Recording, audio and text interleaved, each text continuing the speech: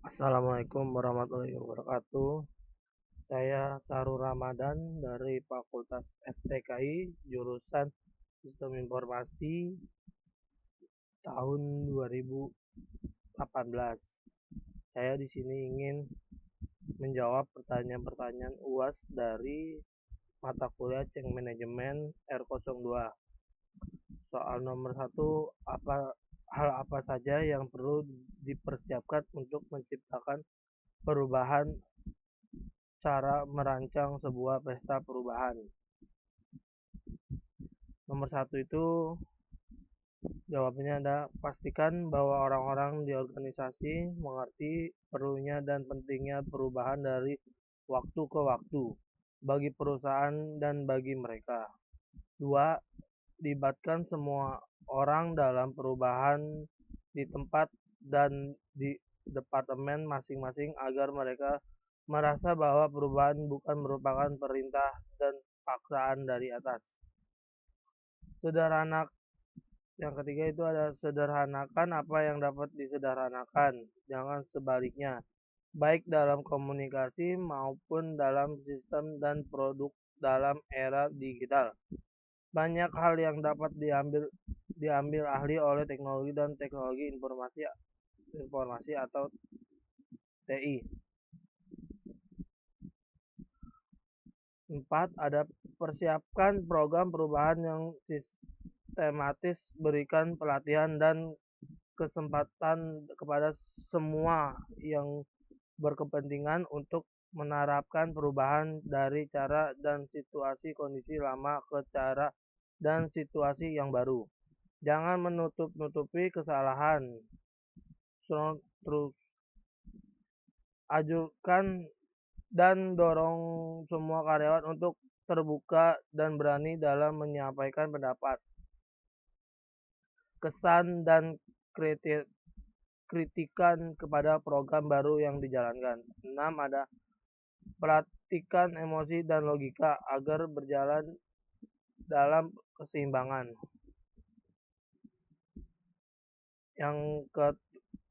Ada lagi, lakukan pencatatan terhadap perubahan yang diperlukan situasi sekarang atau sebelumnya, proses dalam perubahan dan hasil perubahan. Ada lagi yang terakhir, akui dan berikan penghargaan pada individu dan departemen yang berhasil dalam menjalankan program perubahan baik dari kecepatan dan ketepatan waktu. Pertanyaan nomor 2 itu ada lingkungan yang mendorong inovasi, make up 3 variabel, sebutkan dan jelaskan. Itu ada 1, kreativitas versus inovasi. Kreativitas merupakan kemampuan untuk menghubungkan beberapa ide dengan cara yang unik atau membuat asosiasi yang tidak bisa di antara ide-ide tersebut. Inovasi merupakan suatu pengambilan ide-ide kreatif dari beberapa ide yang telah ada dan mengubah menjadi produk untuk metode kerja yang berguna. Merangsang dan memelihara inovasi. Dengan memiliki orang-orang yang kreatif di dalam suatu organisasi, perusahaan saja tidaklah cukup, melainkan harus didukung dengan lingkungan yang merangsang timbulnya sebuah inovasi baru. Lingkungan tersebut mencakup 3 variabel, yaitu variabel struktur organisasi dapat memiliki dampak besar terhadap inovasi. 5 hal yang mempengaruhi variabel struktural terdapat inovasi, yaitu struktur organik, terus ada struktur daya berlimpah, ada komunikasi antar unit yang tinggi, ada juga lagi tekanan waktu minimal, ada lagi yang terakhir dukungan kerja dan non kerja. Variabel budaya itu ada organisasi yang inovatif memiliki kecenderungan budaya yang sama atau serupa. Mereka mendorong setiap kreativitas dari karyawan organisasi tersebut. Selain itu, organisasi yang inovatif akan secara aktif mempromosikan pelatihan dan pengembangan anggotanya, sehingga pengetahuan mereka tetap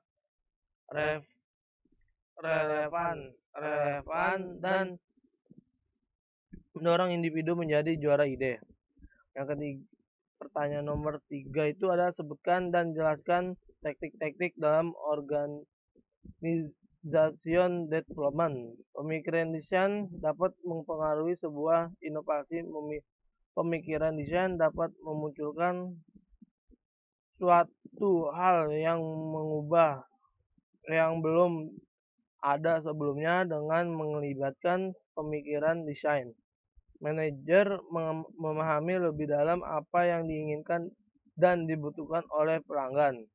Pemikiran desain juga menuntut bisnis untuk mengetahui permasalahan nyata yang didapati pelanggan. Dengan kata lain, pelanggan bukan hanya sebagai target bisnis, dan hal ini juga menuntut suatu bisnis untuk mengonversikan wawasan pelanggan menjadi produk nyata. Ini ada tahap-tahapnya. Tahap-tahapnya itu ada antisipasi kebutuhan dan perubahan. Tahap kedua itu ada kembangkan hubungan praktisi klien.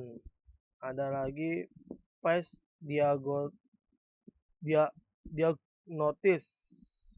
Ada tahap yang keempat, ada art plan, strategi, dan teknik squid.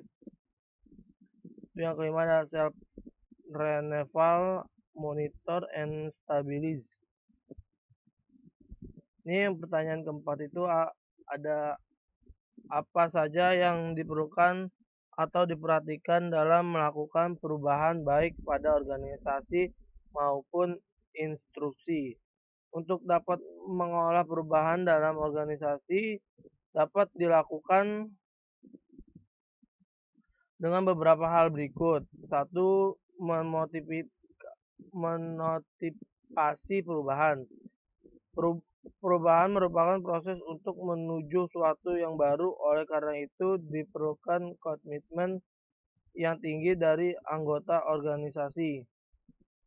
2. Komunikasi penolakan terhadap perubahan dapat dikurangi dengan melakukan komunikasi yang lebih baik kepada karyawan. Dengan komunikasi yang lebih baik, karyawan akan melihat rencana perubahan sebagai suatu realita yang harus dilakukan. 3. Ada partisipasi. Jika ada perubahan, sebaiknya melibatkan karyawan, dimulai dari persiapan hingga proses pengimplementasian, sehingga nantinya karyawan akan merasa berkepentingan untuk melakukan perubahan. Hal ini juga dapat mengurangi penolakan terhadap perubahan. Yang keempat ada mengolah transmisi. Proses perubahan melewati masa transisi dari situasi saat ini menuju situasi yang diharapkan di masa akan datang. Masa transisi tersebut membutuhkan struktur manajemen dan aktivitas khusus untuk menjamin keberhasilan. Masa transisi membutuhkan arahan yang jelas sehingga perubahan yang dihasilkan dapat sesuai dengan apa yang diinginkan perusahaan. 5. Melanjutkan momentum perubahan. Setelah perubahan dilakukan oleh organisasi, perubahan harus senantiasa meningkatkan semangat untuk berubah, sehingga tidak kehilangan momentum untuk terus melakukan perubahan. Hal-hal yang dapat dilakukan untuk dapat terus berubah adalah agar menyediakan sumber daya yang diperlukan untuk melakukan perubahan dan membangun sistem pendukung untuk agen perubahan. Dari saya sekian. Bila ada kata-kata salah, mohon dimaafkan. Billahi taufiq wa hidayah. Wassalamualaikum warahmatullahi wabarakatuh.